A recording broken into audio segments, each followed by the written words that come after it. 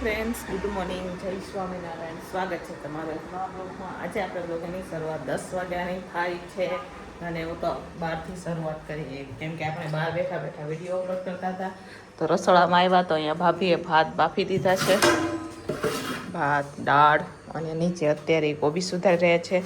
અત્યારે તો ભાભી છે એટલે આપણે તો નિરાશ છીએ, આપણે બહાર બેઠા બેઠા વિડીયો અપલોડ કરવું પડે કેમ કે રસોડામાં અમારે નેટવર્ક આવતું નથી. આજનું વાતાવરણ અમારે અહીંયા કંઈક આવું છે. ચાલો હું તમને બતાવું તમારે અહીંયા કેવું વાતાવરણ છે, કમેન્ટ કરજો. તો આજનું વાતાવરણ કંઈક આવું છે, વરસાદી માહોલ જેવું છે. અહીંયા ભાભીએ કપડાં પણ ધોઈ દીધા હતા, પાર્કિંગ પણ ધોઈ નાખ્યું છે ને આપણે તો ફક્ત અત્યારે રસોઈ કરવાની છે. તો રસોઈ માટે એમને દાળ ભાત પણ બાફી દીધા એટલે શાક અમારે વઘાર કરવાનો છે. વરસાદ આવે એવું જ રોજ થઈ જાય છે, જોઈ લ્યો. આવું કંઈક વાતાવરણ બે દીથી આ થાય છે પણ વરસાદ થતો નથી. તમારે અહીં કેવું વાતાવરણ છે કોમેન્ટ કરજો. અને આજે કેટલા દિવસો પછી આજે કોબીનું શાક બનાવી રહ્યા છે. તો અહીંયા ભાભીએ બધું કોબી અડધું અડધું કટિંગ કરીને લઈ લીધું. મોટી ચાકુથી કટિંગ કરવું પડે ને તો 2 ચાકુ તોડી નાખી કોબી છે ને 2 ચાકુ. કાલે એક તૂટી ગઈ હતી અમારે પાતળી ચાકુ હોય. કેવી ચાકુ બતાવો તમને, જો આ ભાભી જુઓ આવી તો આના ફાડા કરે ને તો ચાકુ તૂટી જાય, બરોબર, એટલે ભટકી જાય ખૂણામાંથી. એટલે મોટી ચાકુ લઈ અને એમને કોબી કટિંગ કરેલા છે. તો ચાલો આપણે પણ કોબી સુધારવા લાગશું એમને. અમે અહીંયા કોબીજ કટિંગ કરવા હવે બેસી ગયા છે. ફટાફટ કોબીજ કટિંગ કરી દઈશું, પછી આપણે શાક બનાવશું. કોબી બટેકાના નથી નાખવાનું, કોબી ટમેટાનું શાક બનાવવાનું છે. કોબીમાં ટમેટા નાખશું. ટમેટા અત્યારે મોંઘા છે, 60 રૂપિયા, 80 રૂપિયા, 100 રૂપિયા, અલગ અલગ ભાવ ચાલે છે ટમેટાનો. તમારે અહીંયા કેટલા છે કોમેન્ટ કરજો, બરોબર. અમારે અહીંયા તો અલગ અલગ ભાવ, જેવા ટામેટા એવા ભાવ. ને બેંગ્લોર ટમેટા તો બહુ ઓછા આવે માર્કેટમાં, દેશી ટમેટા આવે. તો ટમેટા તો હું પાસે લઈ આવી હતી ને એટલે છે એ નાખશું આપણે કોબીજમાં.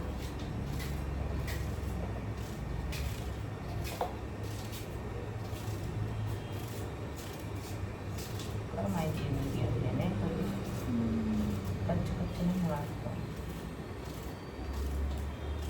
તો ચાલો ફ્રેન્ડ્સ, અહીંયા ભાત બફાઈ ગયા છે, દાળમાં બ્લેન્ડર પણ થઈ ગયું છે. તો હવે ભાતને ઉતારી દઈશું નીચે અને આપણે શાક અને દાળનો વઘાર કરશું. તો શાક માટે કઢાઈ લઈ લઈશું ને દાળ માટે પણ તપેલું લઈ લઈશું. તો અમારે તપેલા બધા આખાનામાં લઈએ, નાના નાના તપેલા, મોટા તપેલા અહીંયા ઉભરાઈ પર છે.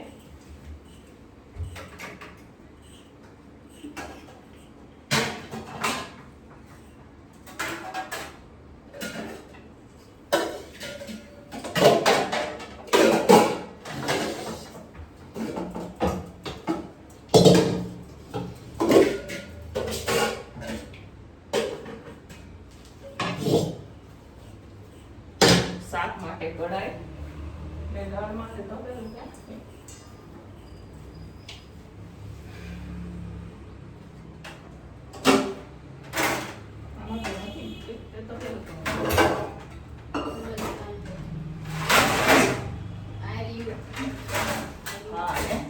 બોલો. તપેલું ઉપર છે તમારે તપેલું દેખાતો.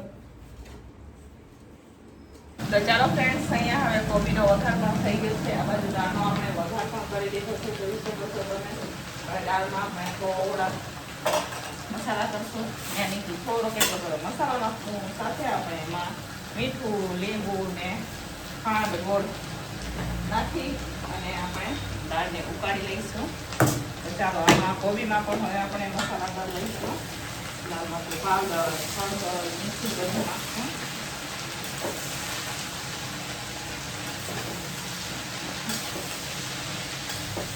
તો ચાલો ફ્રેન્ડ્સ, અહીંયા કોબીનો વઘાર થઈ ગયો છે, જોઈ શકો છો તમે. સાઈડમાં મારે દાળ પણ ઉકળી રહી છે. તો ચાલો કોબીને આપણે મિક્સ કરી દઈશું અને પછી ધીમા તાપે એને ચડવા દઈશું અને સાઈડમાં દાળને ઉકળવા દઈશું. પછી દાળ ઉકળી જાય એટલે પછી આપણે રોટલી બનાવવાની છે. તો અહીંયા કોબીનું શાક પણ ચડી જશે એટલે આપણે રોટલી બનાવશું.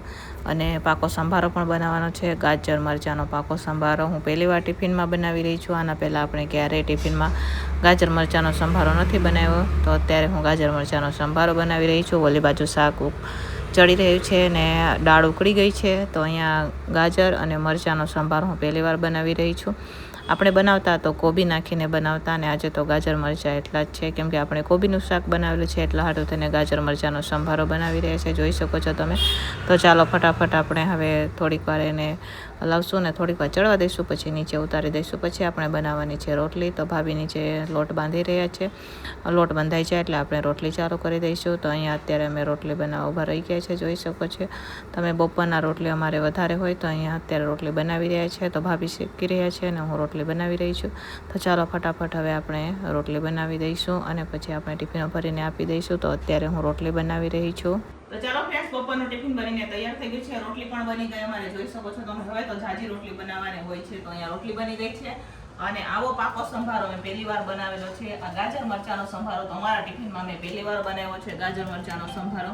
સાથે અહીંયા આપણે આ ભાત બનાવેલા છે, દાળ છે, અને કેટલા દિવસ પછી આપણે કોબીનું શાક બનાવેલું છે. તો આમાં બટેકા નથી નાખ્યા, આપણે ટમેટા નાખેલા છે. તો ચાલો, બપોરનું ટિફિન બનીને તૈયાર થઈ ગયું છે. ફટાફટ આપણે ટિફિનો ભરી દઈશું. અમારા ટિફિનવાળા ભાઈ લેવા માટે આવી જશે. તો ચાલો ફ્રેન્ડ, સાંજના વાગી ગયા છે 6 અને સાંજના ટિફિનની તૈયારી અમારે થઈ ગઈ છે.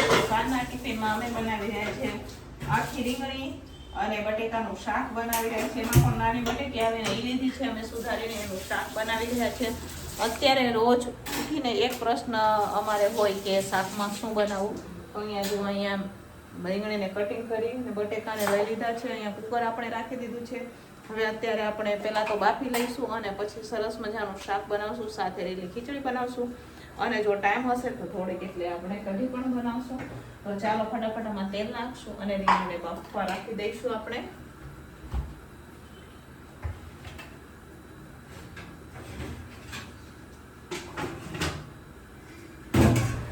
તો ચાલો ફ્રેન્ડ્સ, અહીંયા અત્યારે હું વઘાર કરી રહી છું, જોઈ શકો છો તમે. તો ચાલો આપણે આજે સાંજના ટિફિનમાં આખી રીંગણી બટેકીનું શાક દેવાનું છે.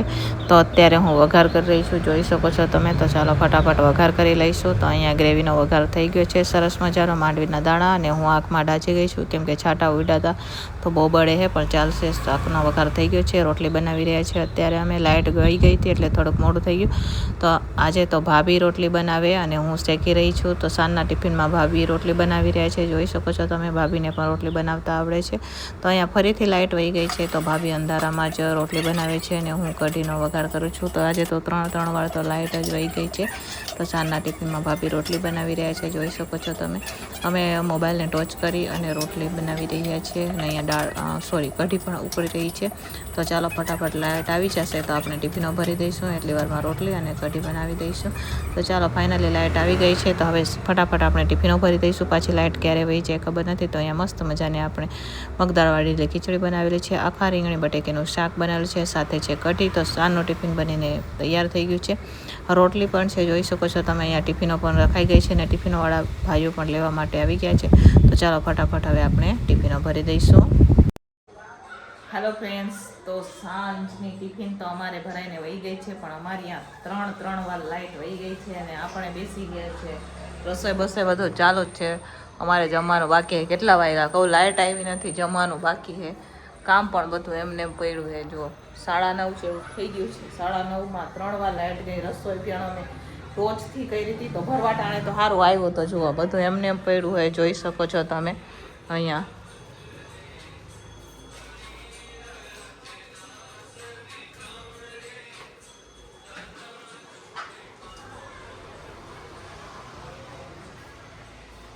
લાઇટ આવે પછી મળીએ.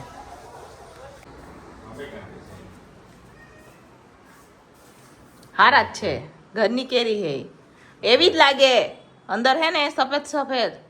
તો જો અહીંયા છાનામુના ઘરેથી કેરી આવી ને એ ખાતા હતા. હું જોવા આવી રસોડામાં તો બોલો છાનામુના કેરી ખાતા હતા. અહીંયા હું અમારે વર્ક કરે ને રાજુ છાનામુના ઘરેથી નાની નાની કેરી આવી ને કેરી ખાતા હતા.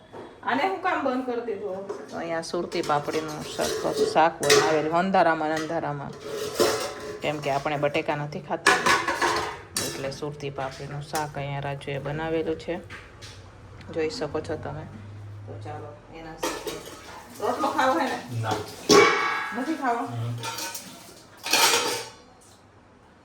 રોટલી જોઈએ એટલી બધી અંધારામાં